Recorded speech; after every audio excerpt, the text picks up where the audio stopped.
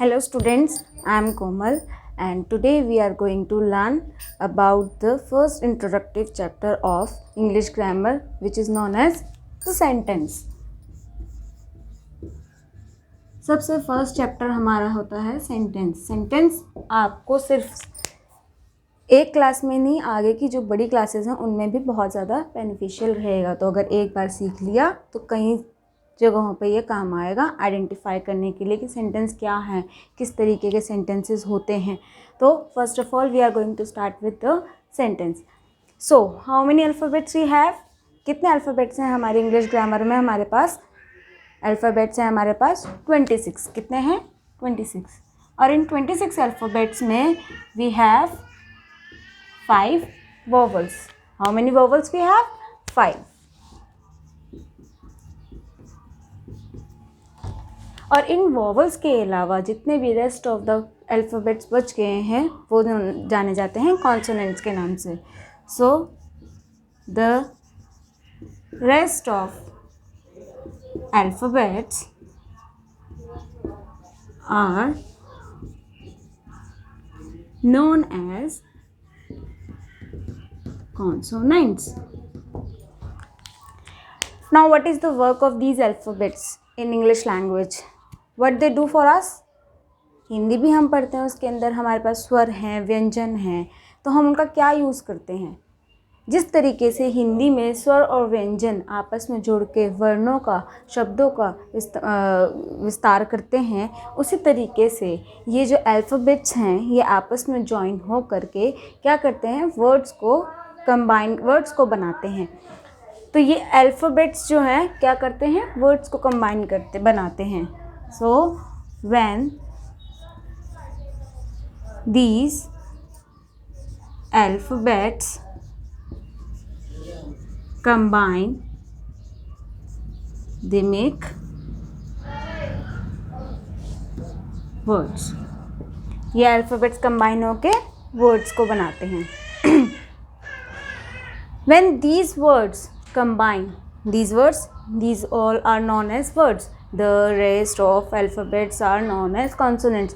So what we can recognize from these words, that the combination of words are known as sentence. But how? What is the definition then? What is the definition of sentence? वाक्य की परिभाषा क्या हो जाएगी? The group of words.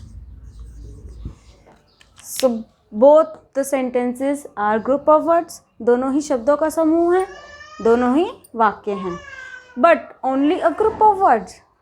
क्या सिर्फ group of words he sentence माना जाएगा? क्यों? अब मैं यहाँ पे लिख दूँ जैसे is Ram boy A. This is also a group of words. ये भी तो शब्दों का समूह है. पर क्या ये वाक्य है? नहीं है. क्यों नहीं है? Because it doesn't make any sense to us. ये हमें कोई सेंस नहीं दे रहा है, कोई मीनिंग नहीं दे रहा है. Whether these sentences makes senses.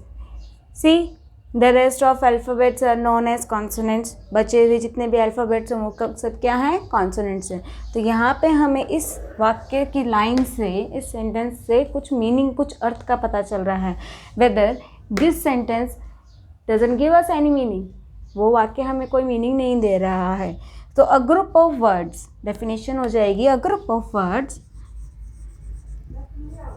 which makes some sense or meaning. ऐसा शब्दों का समूह जो कुछ सेंस बनाए या कुछ मीनिंग बनाए, जिससे हमें कुछ अर्थ पता चले, वो क्या है? वाक्य है. Now write these definitions. It will help you in future. Now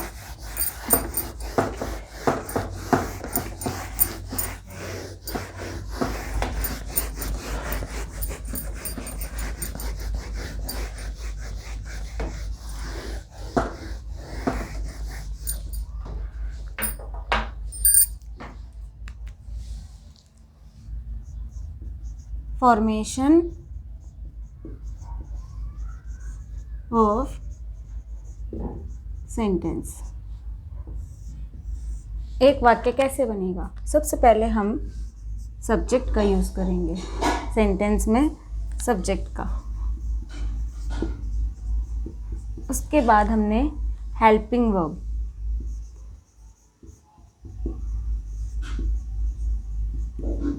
then verb and then object.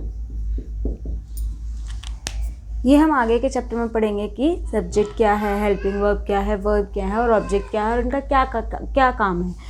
This is known as formation of subject, हमेशा फॉर्मेशन ऑफ सेंटेंस। हमेशा आपके सेंटेंस की शुरुआत सब्जेक्ट से होएगी और लास्ट में आपके ऑब्जेक्ट आएगा, बीच में हेल्पिंग वर्ब या सिर्फ वर्ब भी आ सकते हैं।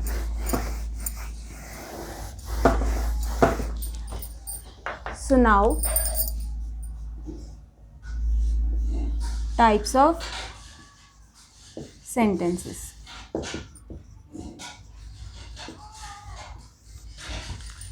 We have 4 types of sentences.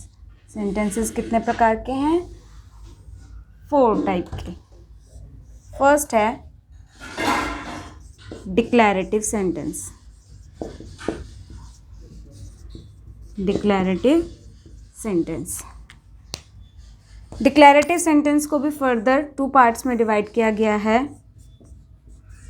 First is affirmative and second one is negative.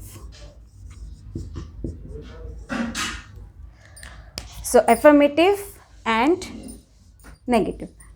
Declarative sentences क्या है? डिक्लैरेटिव सेंटेंसेस वो वाक्य हैं जो आपको कुछ स्टेटमेंट बताएंगे, कुछ इन्फॉर्मेशन देंगे या कुछ स्टेट करके बताएंगे। दे ओनली स्टेट समथिंग और give information to us.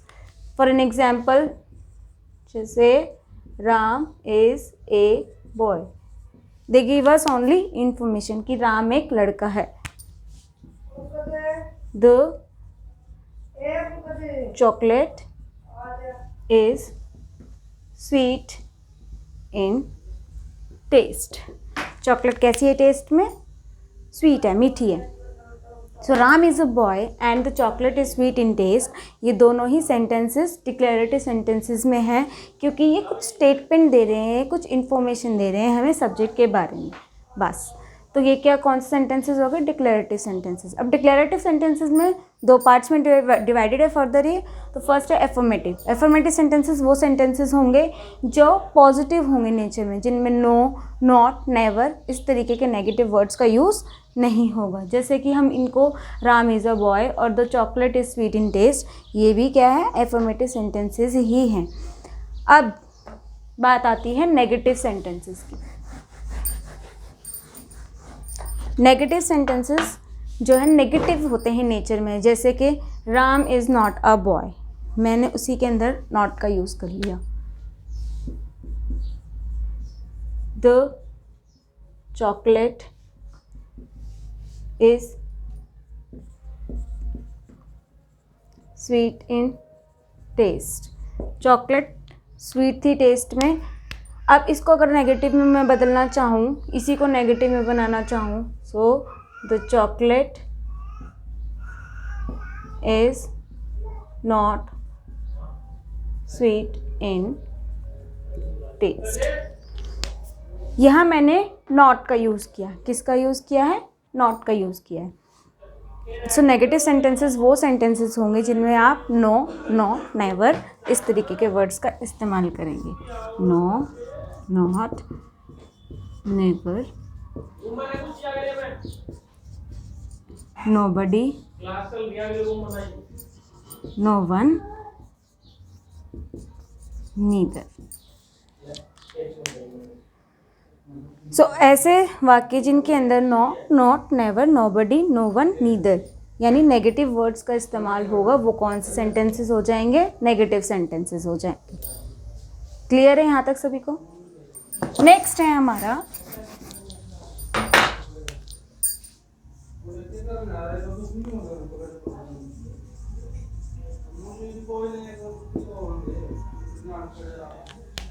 Interrogative sentence.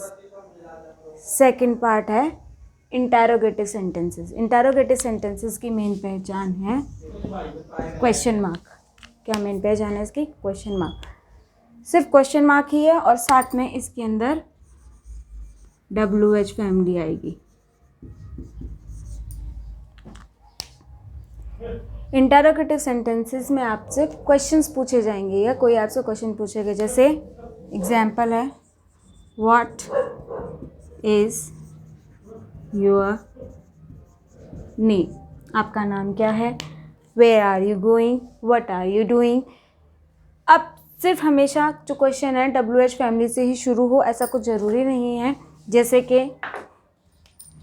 मैंने एक वाक्य लिखा ही था, राम इज़ ए बॉय।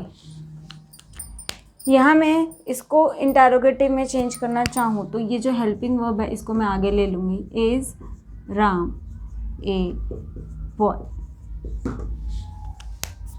है तो ये भी interrogative he.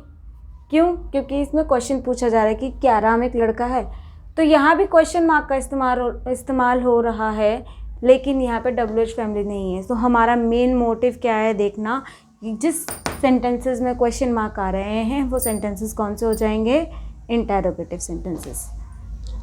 Is there any confusion in interrogative sentences? Okay, now imperative. Imperative sentences are those sentences in which we use command, order and advice, or give command or give order or advice or request to someone. So main पहचान है, command होगी इसमें आपसे, advice दिया जाएगा, request किया जाएगा या ऑर्डर कमांड एक ही बात।